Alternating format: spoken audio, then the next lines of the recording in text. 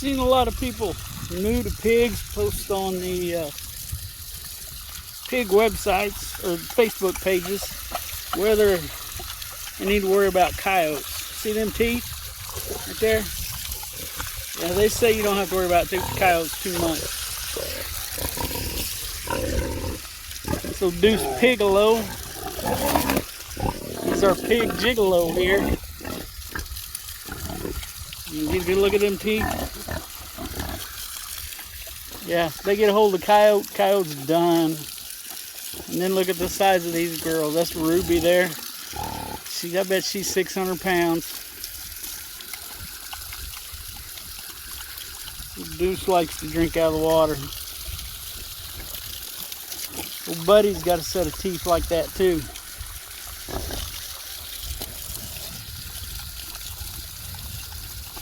But you know what? As big as them teeth are, and you know the power Deuce has got in his jaws,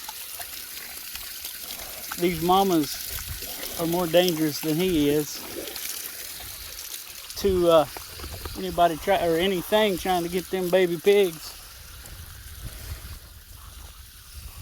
So now you don't have to worry too much about coyotes getting your baby pigs. If you got a good sow,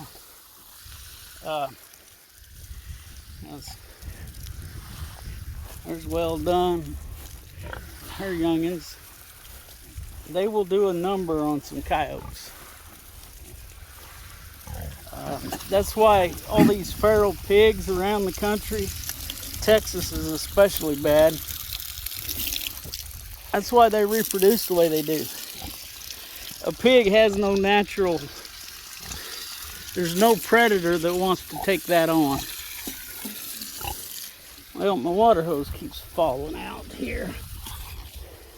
Let's try this. But yeah, like I said, there's not many predators that will take on a full-grown sow that has babies. You know, they get protective. They're big and got big, strong teeth too. Now they might pick one off if they can get it far enough away from mom, but generally speaking, I think I've seen 2 different videos of a bear getting into a pig pen, and that bear didn't want to hang around. So, you know, if you're thinking about getting in pigs and you're watching me and you're worried about coyotes, I'm telling you, you don't have to worry about coyotes. I mean, as you can see here, this is all the fence I've got. See them 2 strands? That's it. And, you know, if a coyote happens to jump that fence, which they could easily enough, then they got to deal with that. Or Deuce over there, them big old teeth. He'll mess a coyote up. But like I said, Deuce, you know, I mean, and he's not the scary one. Believe it or not, it's them sows. When they've got babies, they're protective. Or they can be. And it doesn't have to be their pigs. Mean Minnie, the one we culled last year, she was a horrible mother for newborn pigs. But man, once they got to be a week old or so, she was protective of all of them, whether it was her pigs or not. She just, you hear a pig squealing and she's going to go save it. So, you know, and then you look at the size of a full-grown pig.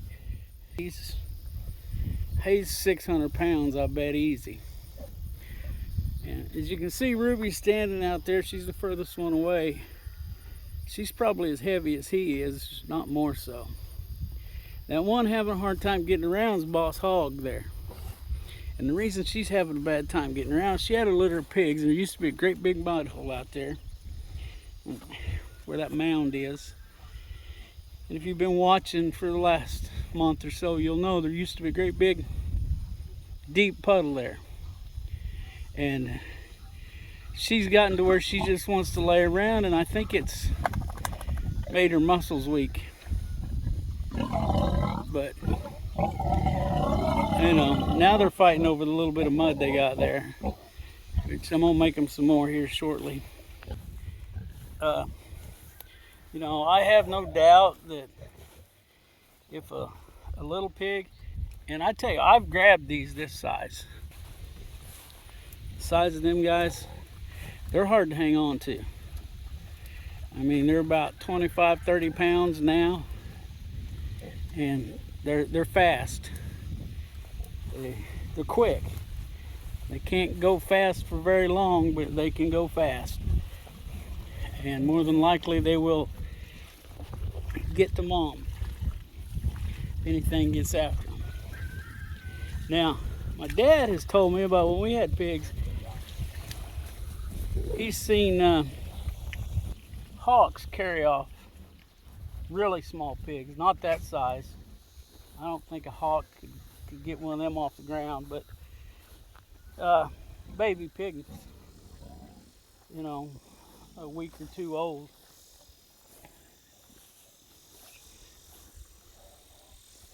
So, yeah, most of your natural predators don't want much to do with pigs, just because they're big and they're mean.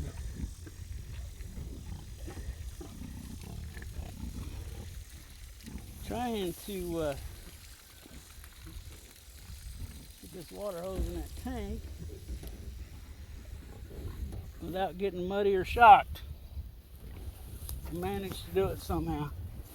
Anyway, I just thought I'd get on here and share that information for anybody that's thinking about getting into pigs, breeding pigs, you know. I've seen that come up a lot in the pig groups. Trust me, there's not many predators out there that want to take on a full-grown pig mama.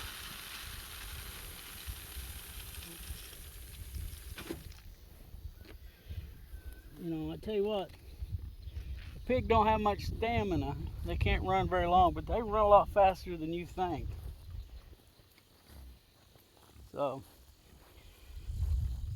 okay, well, I'm gonna have to take a quick break here because I gotta put feed into these guys. I need 2 hands to do it. So, alright, we'll be back. Okay, I'm back. Got the pigs taken care of. Just got done feeding and watering these guys. And thought I'd get on here and maybe wrap this up. I was talking about predators and pigs. And there's not many predators that will take on, like I said, there goes Opal. But there's not many predators that want to take on full-size sow. Now, if you're worried about predators, you gotta worry about predators, chicken predators, because there's lots of them. Everything likes chicken. Plus, it's pretty easy to get. But so you gotta watch. Now, we've got hawks here, and as you can see, we don't have a top on our pen here. It's about time for us to move it. But anyway, Rhonda and I were talking this a few weeks ago, and we've not had any problem with aerial predators like owls and hawks. Most of our predators against our chickens have been our own dogs and raccoons and possums. Possums will kill and eat a chicken. I've seen it. Yeah. I don't care how many ticks they eat. I don't like a possum. But those have been our 2 biggest predators. We did catch an armadillo in this Premier One fencing.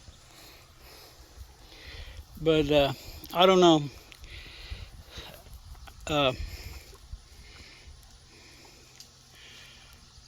Everything I've looked up on the internet says that an armadillo will not eat a chicken. Well, I sure enough caught one in my fencing here. So, I don't know. I don't have very much experience with armadillos. They're not exactly indigenous to this part of the country, but they've been migrating up here for a long time. There's the walking boss. But, yeah. You see that dust out there? That's them little pigs running around. Little nuts. You can see them or not running back there in the background. They're like kids. They don't know it's hot.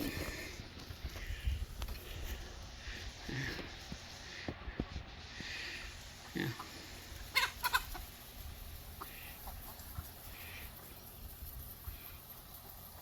Guess that's my black hen, my Australorp hen.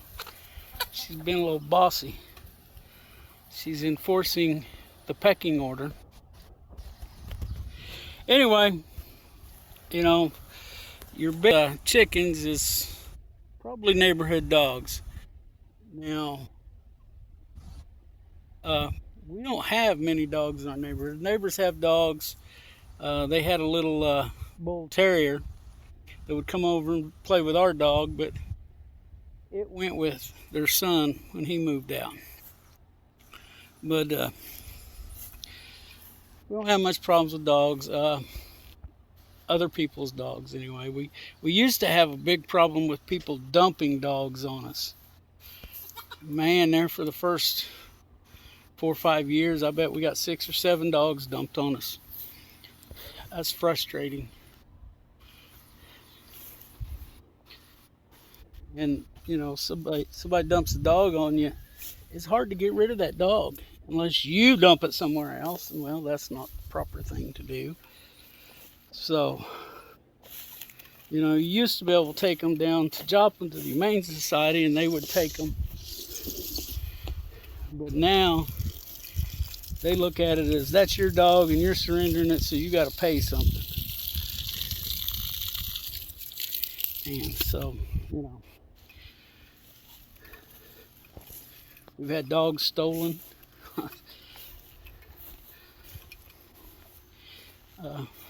Before Patch, go back a few videos and you can find Patch. He just came up missing. But we had a young lady. I know she picked him. I don't know where she picked him up at, but the description sounds pretty close to where I live. But she picked him up and them 2 pups because they was on the road and she's scared they're gonna get hit. Well, these weren't puppies. These were a year old. They were almost full-grown dogs. But she took them. I've told this story before. And glasses fell off my head. Anyway, she took them to her apartment. She's a college student over there at Pittsburgh State University. And she took them into her apartment. And then she decided her apartment wasn't big enough. So she put them in the car and they puked in her car. They got car sick. And took them to the pound over there. And then they called us because we had her name and telephone number on the collar. But pretty sure she didn't even think to look at that. So anyway, Patch finally came up missing, never came back. Same thing happened with old Sassy, dog we'd had for, 15 years or more. We let her out during that cold snap and she just never came back. That one hurt. Patch hurt. That hurt Rhonda because that was Rhonda's dog. And there was no doubt about it. He was protective of her. And I liked that. Of course, we lost Opal, or not Opal. Opal's still there. She's over here behind me, right there. But Pearl, last summer, and that happens when you let your dogs run loose some. And she ran out in front of a propane truck. I don't know what she was chasing, but anyway. I guess I'm rambling now. But yeah, it's time to wrap this up. You know, you just got to be aware when it comes to predators what's in your area. So act appropriately. But anyway, chickens, the aerial predators, we've never lost any aerial predator. I got off on 2 or 3 different tangents there and forgot where I was going to start with.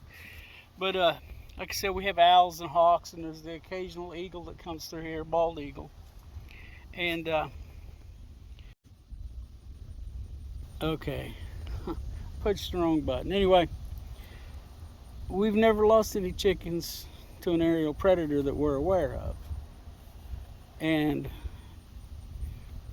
Rhonda or I had read, or both, I don't know, but one of us had read where if you have black chickens, black chickens, the aerial predators won't attack them because they're not sure if they're crows or not. Which crows will fight predators, aerial predators. It's a strange thing. You can look it up. So we're thinking that's why we had, you know, the walking boss and that hen that came with him, which we never give her a name, just a little black hen. But so we think that's why we have never had a problem with aerial predators. So anyway, you know,